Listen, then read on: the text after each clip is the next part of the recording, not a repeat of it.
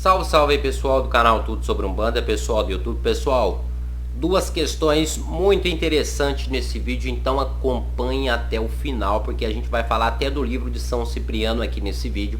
Então acompanhe, né? Entenda um pouco mais sobre esse assunto e, é claro, se não é inscrito, se inscreva, compartilhe esse conteúdo com seus amigos e deixa sua curtida aqui embaixo, que é de extrema importância. E não esqueça, pessoal, deixe também seu comentário, a sua dúvida, porque o foco do canal é pegar as dúvidas dos inscritos e trazer aqui para vocês. Lembrando que qualquer dúvida se tratando da espiritualidade. Pessoal, e agora para o vídeo não se alongar, vamos lá para essas questões aqui. Bora pro vídeo!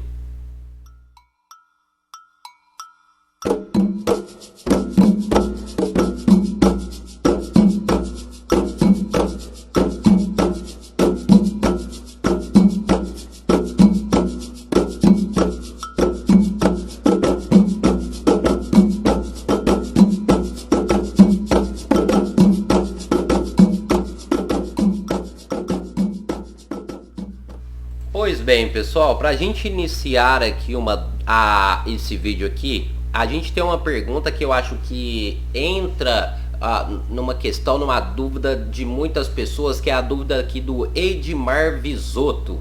Ele pergunta o seguinte: axé, pai Patrick, axé, Edmar. Uma pergunta: minha mãe faleceu e deixou um livro de São Cipriano. Posso ler este livro?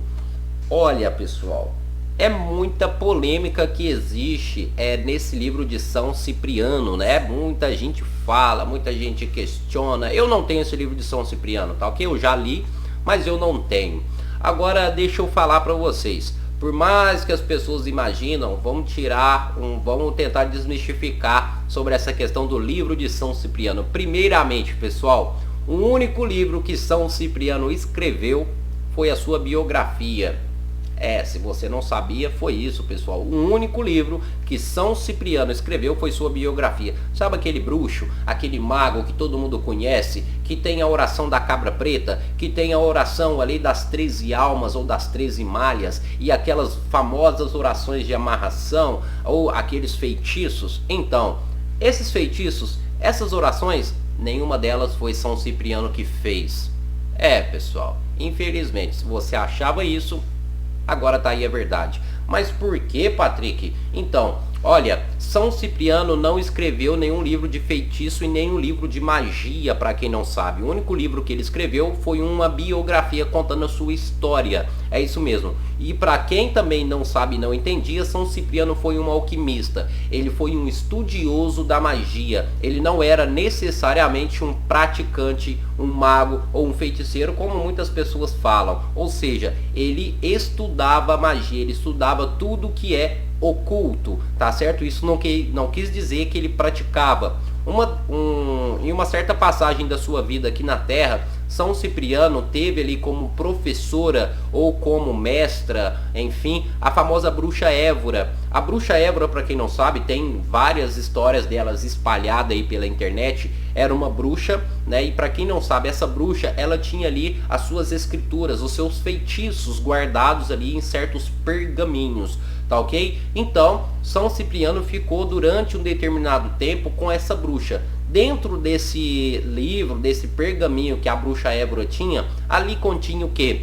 Poções ritualísticas, invocações, magias, feitiços, até mesmo orações da bruxa Évora. Depois de um determinado tempo que São Cipriano estava com essa bruxa, aprendendo ali, conhecendo um pouco mais sobre o oculto, essa bruxa acaba desencarnando, ou seja, falecendo. Depois de um certo tempo, São Cipriano pega todo o conhecimento que essa bruxa havia deixado para trás e fica com ele. Com o tempo passado, São Cipriano se converte ao catolicismo e acaba pegando ali toda aquela escritura, todos aqueles pergaminhos e entrega à Igreja Católica. Olha para vocês verem, pessoal. Então, São Cipriano, ele não escreveu um livro, mas ele tinha posse sim de alguns rituais que foram escritos pela bruxa Évora. Com isso, depois de ele tomar posse, né, dessas escrituras, ele entrega nessas escrituras aí à Igreja Católica. Então, pessoal, quando vocês verem, né, orações, livros de São Cipriano contendo magias, feitiços, rituais. Nenhum deles foi São Cipriano que fez. Isso foram as pessoas que criaram. Só para vocês terem noção de uma coisa bem importante. O livro de São Cipriano com a sua biografia só foi a público depois de 200 anos depois da sua morte. Ou seja, 200 anos depois que São Cipriano desencarnou, que saiu a biografia de São Cipriano. Lembrando que muito antes disso, o livro de orações e feitiços, né, que hoje em dia a gente tem como livro de São Cipriano, já circulava na Europa. Ou seja, esse livro que a gente conhece, que é o livro de São Cipriano, onde contém magias, feitiços e orações, já circulava na Europa quando o próprio São Cipriano já estava vivo. Mas é claro, não tinha sido ele que escreveu.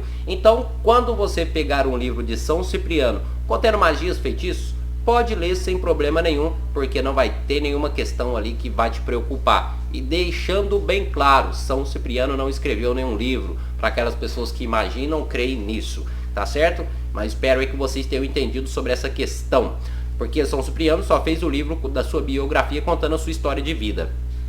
Agora, a próxima pergunta também é uma pergunta super interessante, que é o Daniel Hendler, o aprendiz de feiticeiro. Olha, hashtag Umbanda, salve Pai Patrick. Me tira uma dúvida sobre o que é quimbanda luciferiana.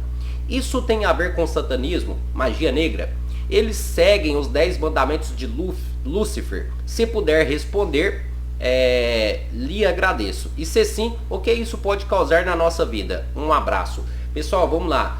Os 10 mandamentos de Lúcifer, para quem não sabe, propriamente dizendo os 10 mandamentos satânicos. Olha, se você imagina que os mandamentos satânicos são totalmente negativos, não. Os mandamentos satânicos também, pessoal, do satanismo, são uma forma de aprender também. Vamos lá, primeiro mandamento: amarás e odiarás com a mesma intensidade, né? Isso não quer dizer que você é ruim ou mal, é o ensinamento. Você amará com a mesma intensidade do que odiar. Depois, amarás a ti mesmo acima de tudo. Se coloca em primeiro lugar. Amarás ao próximo da forma que ele te ama. Deu para entender? Conhecerás a ti mesmo. Depois, buscarás sempre a melhoria material e espiritual. Não usarás o nome de Satã para fins indevidos, certo? Depois, respeitarás e protegerás as crianças e os animais. Olha para você ver, viu, pessoal? Viverás cada segundo como se fosse o último. Próximo, andarás a teu modo, mas respeitarás o caminho de outrem, de outra pessoa.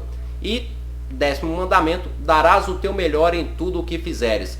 Só para vocês terem noção, esses são os 10 mandamentos aí satânicos, né? Então analisa aí, deixa nos comentários o que você acha.